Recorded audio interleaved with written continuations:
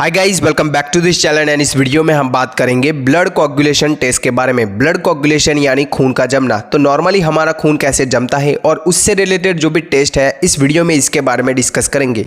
तो यहाँ पे आप देख सकते हो खून के जमने से रिलेटेड कुछ टेस्ट की रिपोर्ट्स है। तो इसमें देखें तो प्रोथर्मलिन टाइम टेस्ट आता है, पीटी टेस्ट है, then activated partial thromboplastin test APT test, then रहता है bleeding time, then clotting time. उसके अलावा देखें तो डी डाइमर एक टेस्ट आता है। ये सभी हमारे खून के जमने से रिलेटेड टेस्ट है। तो इन सभी को समझने से पहले हम देखेंगे कि कैसे हमारा जो खून है वो नॉर्मली जमता है। 3 तरह से हमारा जो खून है वो जमता है। उसमें देखें तो पहला रहता है वास्कुलर स्पाज्म, यानी जहाँ पे हमें चोट लगी है उसकी जो खून की नलियाँ है उनका कंस्ट्रिक्शन होना, वो ऐसे नैरो बन जाती है जिसकी वजह से जो खून का लॉस होता है, जो शरीर से बाहर निकलने वाला खून है वो कम निकले। दूसरा रहता है यहाँ पे फॉर्मेशन ऑफ प्लेटलेट प्लग, यानी तो इसमें प्लेटलेट यानी हमारी खून की एक कणिकाएं रहती है जिसको थ्रोम्बोसाइट भी बोलती है, जो कि खून को जमाने वाली कणिकाएं है। जो प्लेटलेट की कणिकाएं हैं वो यहाँ पे एक दूसरे के साथ चिपक जाती है और जहाँ पे घाव है वहाँ पे ऐसे एक प्लग जैसा बना देती है, वहाँ पे ये रुकावट पैदा कर देती है और इससे जो खून निकलता है वो बंद हो जाता है।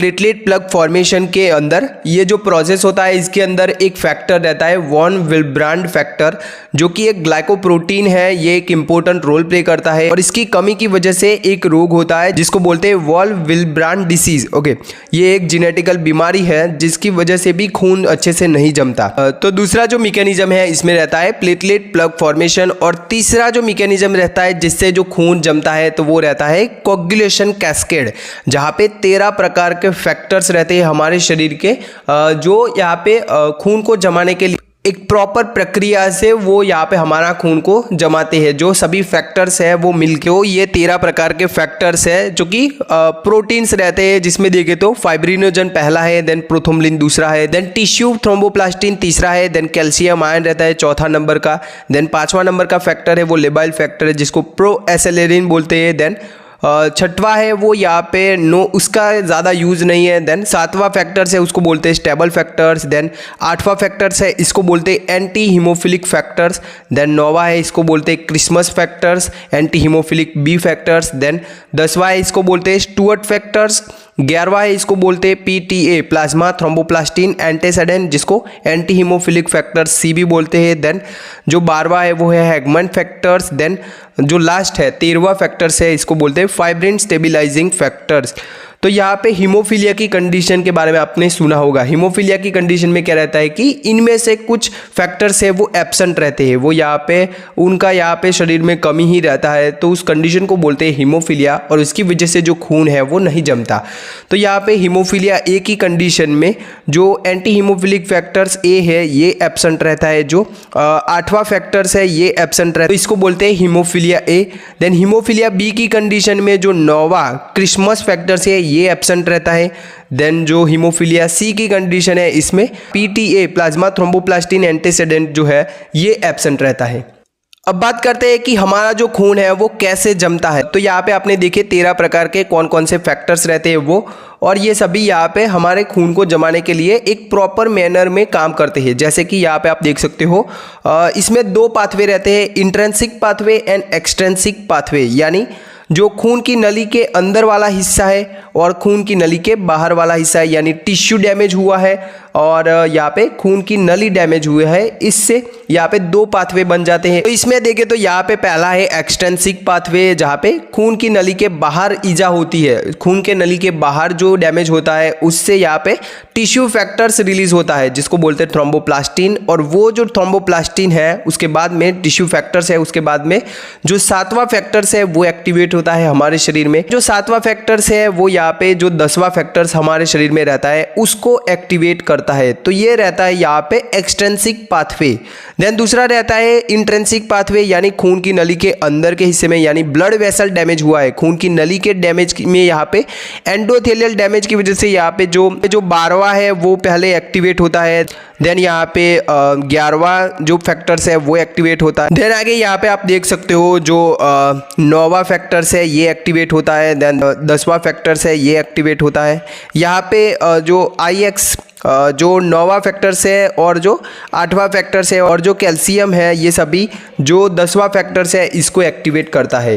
तो यहाँ पे ये जो रास्ता था इसको बोलते हैं इंट्रिंसिक पाथवे, ये था ये एक्सट्रिंसिक पाथवे। अभी ये दोनों ही जहाँ पे हमने आगे बोला कि जो 10वां फैक्टर्स है वो एक्सट्रिंसिक पाथवे में भी एक्टिवेट होता है और जो इंट्रिंसिक पाथवे है इसमें भी एक्टिवेट होता है। तो यहाँ से कॉमन रास्ता निकलता है, कॉमन पाथवे बनता है। तो यहाँ पे जो 10वां फैक्टर्स एक्टिवेट हुआ वो प्रोथ्रोम्बिन जो दूसरा फैक्टर्स है इसको एक्टिवेट करता है और थ्रोम्बिन में कन्वर्ट होता है। देन ये जो थ्रोम्बिन है दूसरा फैक्टर्स जो एक्टिवेट हुआ वो यहाँ पे जो फाइब्रिनोजन पहला फैक्टर्स है इसका एक्टिव फॉर्म में कन्वर्ट होता है, फाइब्रिनोजन एक्टिव में कन्वर्ट होता है और बाद में यहाँ पे फाइब्रिनोजन पहला फैक्टर एक्टिवेट हुआ वो यहाँ पे 13वां फैक्टर जो एक्टिवेट होता है उसके साथ उसकी हाजिरी में यहाँ पे उसकी प्रेजेंट में फाइब्रिन क्लॉट को बनाता है, फाइब्रिन की मैश को बना देता है। ओके, और ऐसे हमारा जो खून है वो जमता है।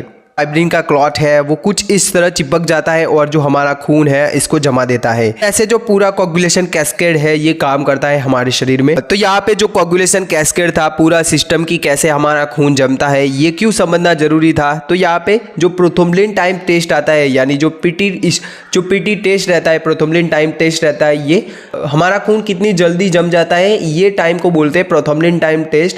तो ये यहाँ पे जो एक्सट्रिंसिक पाथवे है इसमें कोई डिफेक्ट रहेगा, इसमें कुछ प्रॉब्लम रहेगा तो ये जो प्रोथ्रोम्बिन टाइम टेस्ट है ये लंबा आता है।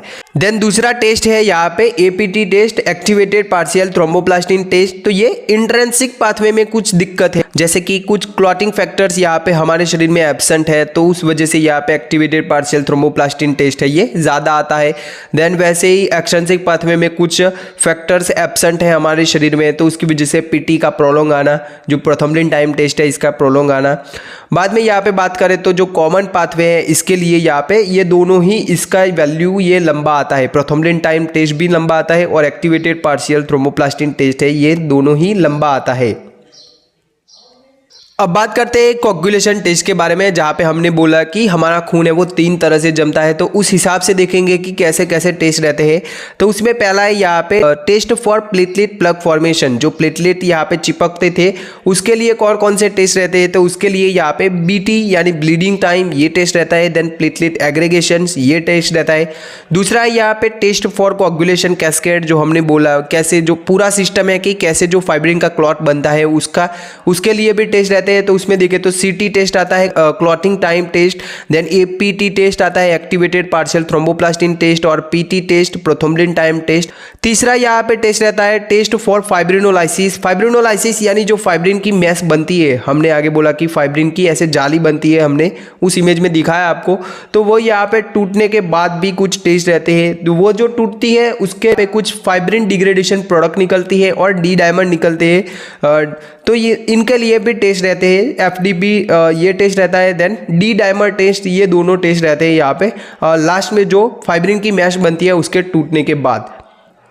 तो इसमें पहला टेस्ट है यहाँ पे ब्लीडिंग टाइम और क्लॉटिंग टाइम टेस्ट। जो ब्लीडिंग टाइम टेस्ट है ये यहाँ पे ये कितना समय लगता है हमारे शरीर में जब चोट लगती है उसके बाद में जो खून को जमने के लिए, जो है वो प्लेटलेट से रिलेटेड जो भी बीमारियां है इनके लिए इंपॉर्टेंट रहता है। यहाँ पे नॉर्मली इसका रेंज रहता है 2 से 6 मिनट में हमारा खून नॉर्मली जम जाता है। अभी ये ज़्यादा किस में आता है यानी ब्लीडिंग टाइम ज़्यादा किस में आता है, तो इसमें देखें तो थ्रोम्बोसाइटोपिनिया यानी प्लेटलेट की कमी की वजह से, थ्रोम्बोसाइट मतलब कि जो प्लेटलेट की कणिका खून को जमाने वाली कणिका है शरीर में कम है तो उसकी वजह से यहाँ पे ब्लीडिंग टाइम ज़्यादा आ सकता है। देन बोन मैरो एप्लाजिया, जहाँ पे जो बोन मैरो है हड्डी के बीच का हिस्सा है जहाँ से सभी प्रकार की जो कणिकाएं रहती है, रेड ब्लड सेल है, वाइट ब्लड सेल है और जो प्लेटलेट की कणिका है ये सभी वहाँ से बनती है। तो इनका यहाँ पे एप्लाजिया वहाँ से ये प्रॉपर तरीके से नहीं बनती। देन डिफेक्टिव प्लेटलेट एग्रीगेशंस यानी जो प्लेटलेट की कणिकाएं एक दूसरे को चिपकती है उसमें तकलीफ होना, तो इनकी वजह से यहाँ पे ब्लीडिंग टाइम है ज़्यादा आ सकता है। दूसरा है यहाँ पे सीटी टेस्ट, क्लॉटिंग टाइम यानी हमारे खून को कितना समय लगता है उसको जमने के लिए, जो क्लॉट बनने के लिए कितना समय लगता है तो उसको बोलते हैं क्लॉटिंग टाइम। क्लॉटिंग टाइम है ये जो क्लॉटिंग फैक्टर्स रहते थे 13 प्रकार के, उनका फंक्शन प्रॉपर्ली हो रहा है या फिर नहीं, तो उसके लिए रहते हैं। इसका नॉर्मल रेंज रहता है 2 से 8 मिनट। 2 से 8 मिनट में आपका खून है वो जम जाता है।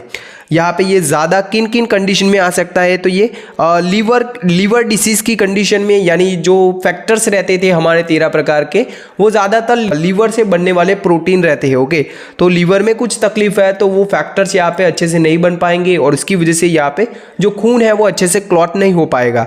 दूसरा है यहाँ पे जो क्लॉटिंग टाइम है ये ज़्यादा किस में आ सकता है, तो ये एंटीकोगुलेंट थेरापी, जो खून को पतला करने वाली दवाई आप ले रहे हो तो उस कंडीशन में ये ज़्यादा आ सकता है। देन विटामिन के की डेफिशिएंसी की कंडीशन में। देन आगे लिखा है यहाँ पे डेफिशिएंसी ऑफ क्लोटिंग फैक्टर्स, जो हीमोफीलिया की कंडीशन थी, हमने आगे बोला haemophilia A, haemophilia B, haemophilia C, तो इनके यहाँ पे क्लॉटिंग फैक्टर्स एब्सेंट है, कोई एक भी एब्सेंट है तो यहाँ पे पूरा जो सिस्टम है वो अच्छे से वर्क नहीं करता, तो उस कंडीशन में यहाँ पे क्लॉटिंग टाइम है ये ज़्यादा आ सकता है। देन आगे का टेस्ट है यहाँ पे प्रोथ्रोम्बिन टाइम टेस्ट। इतनी जल्दी हमारा खून जो है वो क्लॉट होता है, इस टाइम को बोलते हैं प्रोथ्रोम्बिन टाइम टेस्ट। तो हमने आगे डिस्कस किया जो कोगुलेशन कैस्केड था कि जो फाइब्रिन की मैश बनती थी, जो फाइब्रिन का क्लॉट बनता था तो उसको बोलते थे coagulation cascade, coagulation process. Clotting factors उसमें 13 प्रकार के थे, उसमें से एक फैक्टर्स था प्रोथ्रोम्बिन। तो प्रोथ्रोम्बिन है वो एक प्रकार का प्रोटीन है, एक प्रकार का क्लॉटिंग फैक्टर्स है जो कि बनता है लीवर से। यहाँ पे इसको नोट करते हैं। इसका नॉर्मल रेंज रहता है यहाँ पे से 14 सेकेंड 14 सेकेंड। यहाँ पे ये प्रॉब्लम किस में आ सकता है, पीटी टाइम टेस्ट है, जो प्रोथ्रोम्बिन टाइम टेस्ट है ये लंबा किस में आ सकता है, तो अगर आप ओरल एंटीकोगुलेंट थेरापी ले रहे हो, खून को पतला करने वाली दवाई खा रहे हो, देन मॉनिटरिंग ऑफ वारफेरिन, जो एक खून को पतला करने वाली दवाई है, तो उसको मॉनिटर करने के लिए कि वो कैसे अच्छे से काम कर रहा है हमारे शरीर में कि नहीं, वो यहाँ पे खून को अच्छे से पतला कर रहा है या फिर नहीं, तो इन सभी के लिए यहाँ पे उसको मॉनिटर करने के लिए पीटी टेस्ट कराते हैं। देन विटामिन के की डेफिशिएंसी की कंडीशन में ये लंबा आ सकता है। देन लीवर डिसीज़, लीवर में कुछ प्रॉब्लम होएगा तो उसकी वजह प्रॉपर तरीके से जो प्रोथ्रोम्बिन बनना चाहिए वो नहीं बन पाएगा और उसकी वजह से भी लंबा आ सकता है। आगे लिखा है डिसेमिनेटेड इंट्रावास्कुलर कोगुलेशन, यानी खून की नली में जगह जगह क्लॉट्स बन जाते हैं, तो इस कंडीशन में भी यहाँ पे जो प्रोथ्रोम्बिन टाइम टेस्ट है वो लंबा आ सकता है। देन रीनल डिसीज, किडनी की बीमारी में रह सकता है। Then deficiency of factor 1, 2, 5, 7 and 10, जो क्लॉटिंग फैक्टर्स थे उसमें देखे तो इनकी कमी की वजह से भी प्रोथ्रोम्बिन टाइम टेस्ट है वो लंबा आ सकता है। आगे लिखा है defect in extrinsic pathway cause elevation of PT. हमने आगे बोला 2 पाथवे रहते थे, एक रहता था एक्सट्रिंसिक पाथवे, देन दूसरा था इंट्रिंसिक पाथवे। तो जो एक्सट्रिंसिक पाथवे है उसमें कुछ दिक्कत है तो उसकी वजह से भी प्रोथ्रोम्बिन टाइम टेस्ट है लंबा आ सकता है। तो आगे का टेस्ट है यहाँ पे activated partial thromboplastin test, APT test. तो ये भी हमारे शरीर में जो क्लॉट्स बनता है तो वो कितना जल्दी बनता है तो उससे रिलेटेड टेस्ट है। यहाँ पे इसका नॉर्मल रेंज रहता है 35 सेकेंड से कम, तो 35 सेकेंड से कम है तो ये नॉर्मल रहता है। यहाँ पे ये जो टेस्ट है वो ब्लीडिंग डिसऑर्डर और जो क्लॉटिंग के डिसऑर्डर है, जो खून निकलने वाले और खून जमाने वाले रोग है तो उनको डिटेक्ट करने के लिए उसके अलावा दिखे तो monitor the treatment with blood thinning medicine. अगर खून को पतला करने वाली दवाई आप ले रहे हो तो उसको मॉनिटर करने के लिए भी ये टेस्ट होता है। यहाँ पे ये हिपेरिन जो रहता है, जो एंटीकोगुलेंट है, खून को जमाने वाली दवाई है, तो वो ले रहे हो तो इसको मॉनिटर करने के लिए एपीटी टेस्ट है वो ज़्यादा प्रीफर रहता है। उसके अलावा देखें तो यहाँ पे लिखा है अगर आपको ये टेस्ट आप कब करवा सकते हो, तो इनकेस अगर अनएक्सप्लेन्ड ब्लीडिंग, किसी कारण के बिना ही आपको ब्लीडिंग होना, खून निकलना यहाँ पे, देन ब्लड क्लॉटिंग प्रॉब्लम, खून जमने में दिक्कत रहना, रिकरेंट मिसकैरेज, बार बार आपको गर्भपात होना, देन ये टेस्ट है एपीटी टेस्ट है वो कुछ सर्जरी से पहले भी करवाते हैं।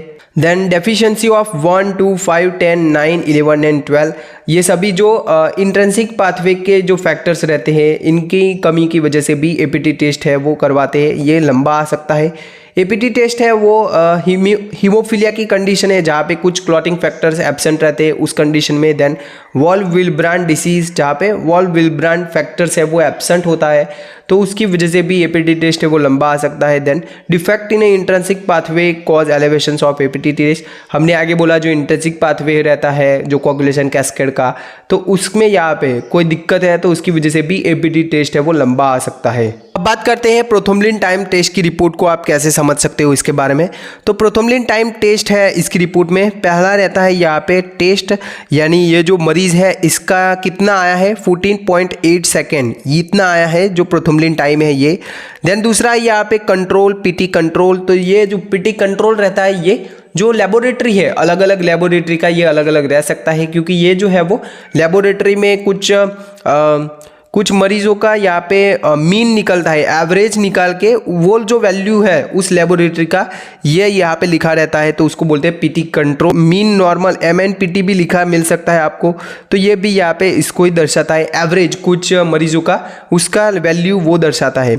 आगे है यहाँ पे INR का मतलब रहता है इंटरनेशनल नॉर्मलाइज रेशियो। अलग अलग लेबोरेटरी का अलग अलग मेथड रहता है जो यहाँ पे प्रोथर्मलिन टाइम टेस्ट को देखने के लिए, देन अलग अलग रिएजेंट का यूज होता है। तो INR है वो स्टैंडर्डाइज वैल्यू है जो प्रोथर्मलिन टाइम है इसका। INR है वो एंटीकोगुलेंट थेरापी ले रहे हो, यानी खून को पतला करने वाली कोई दवाई खा रहे हो आप, तो उसको मॉनिटर करने के लिए इंपॉर्टेंट रहता है। आगे लिखा है यहाँ पे ISI का मतलब है इंटरनेशनल सेंसिटिविटी इंडेक्स।